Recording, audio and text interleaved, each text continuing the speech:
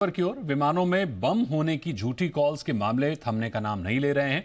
अकेले आज के दिन करीब 95 विमानों में बम होने की धमकी मिली है।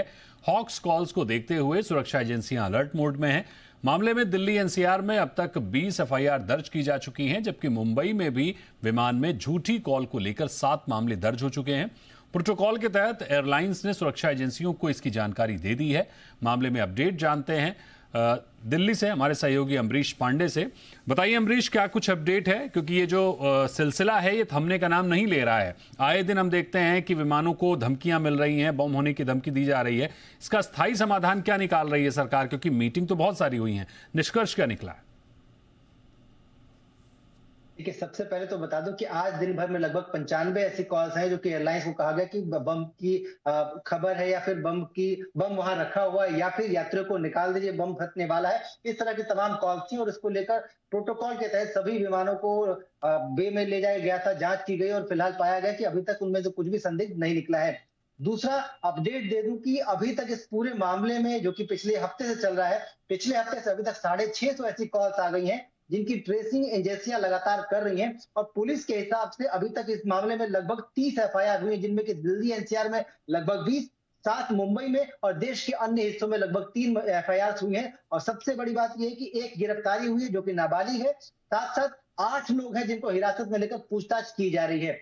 दूसरी अपडेट ये है कि अभी तक एजेंसियां जो है वो लगातार फॉरेन एजेंसी के भी संपर्क में है। इसके साथ साथ आईटी का जो मंत्रालय है उसने बैठक की है सोशल मीडिया के तमाम प्लेटफॉर्म से और उनसे कहा गया जा रहा है कि सीडेक और जो हमारी सुरक्षा एजेंसियां जो हैंडल्स के बारे में जानकारी मांग रही है उनको तत्काल प्रभाव से मुहैया कराया जाए। साथ साथ ऐसे हैंडल्स को उनके कहने पर ब्लॉक या फिर कुछ दिन के लिए सस्पेंड किया जाए, ताकि ये जानना आसान हो सके कि किस आईपी एड्रेस से, किस वीपीएन से ये मैसेजेस आ रहे हैं, किस देश से ये मैसेजेस आ रहे हैं और इनके पीछे की वजह क्या हो सकती है।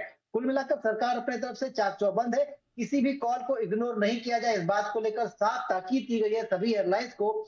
साथ साथ जो सबसे अहम चीज है कि क्योंकि त्योहारी सीजन नजदीक आ रहा है, लोगों का आना जाना इस समय बढ़ेगा, त्योहारों के समय में किसी तरह की डिसरप्शन न हो, इसको लेकर सरकार गंभीर है और अगले कुछ दिनों में सरकार की तरफ से इन फ्लाइट और ऑन ग्राउंड गाइडलाइंस जो है जारी की जा सकती हैं, जिसमें कि कई सारे जो सेफ्टी प्रोटोकॉल्स हैं उनमें थोड़ा बदलाव किया जाएगा, ताकि एयरलाइंस का जो ऑपरेशन है वो प्रभावित ना हो, साथ साथ सुरक्षा से भी कोई समझौता होता हुआ न दिखे।